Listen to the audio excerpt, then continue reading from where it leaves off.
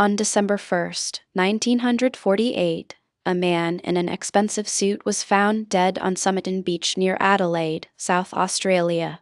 He lay on his back in the sand, impeccably dressed in a white shirt, tie, and grey trousers. No wallet. No identification. His stomach contained undigested food he'd eaten a few hours before death. The autopsy revealed nothing obvious: no needle marks, no poison in standard tests, no sign of violence. Cause of death unknown. But investigators would soon discover something far stranger than any body. Inside his trouser pocket lay a scrap of paper, yellowed and folded. 2 words printed on it: Tamám Shud. Tamám Shud means it is ended in Persian. The phrase appeared in only one English book, the Rubáiyát of Omar Khayyam, a rare 1920s edition. Within weeks, police tracked the book to a library in Adelaide and then to a local man who'd lent it out. But the owner had no answers.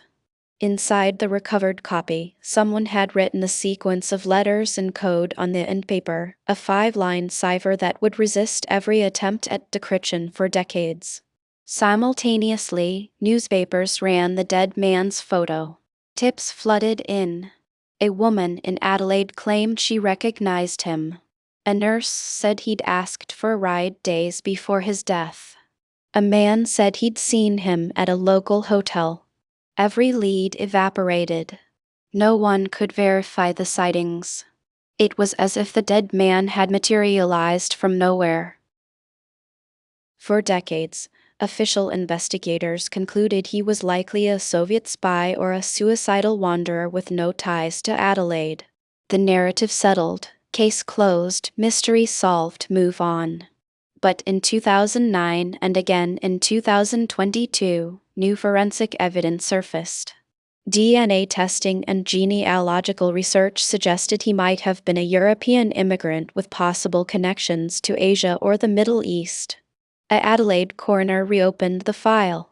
In 2024, researchers announced new leads pointing toward a possible identity, yet even now, 76 years later, no certainty exists. The body was cremated in 1949. No remains exist for final confirmation. We have only photographs, a code, a Persian poem, and the weight of unanswered questions. 2 truths sit in tension here. The first is comforting: he was probably a depressed immigrant, possibly European, who left no trace because he'd never truly arrived. The second is harder. For most of his life, authorities simply didn't look hard enough. Records were lost or never filed. Police followed easy paths. Witnesses who might have known him died without speaking. DNA technology arrived too late, and the code, that 5-line cipher on the end paper, has never been convincingly solved.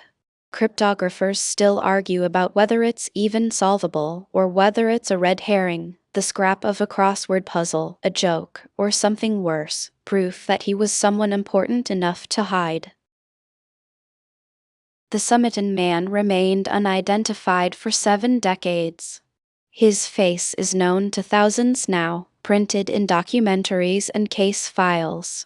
But his name is still a silence. What makes this case unsettling isn't the mystery itself, it's what it reveals about how easily a person can vanish inside history. A man in a suit on a beach. A code. A book.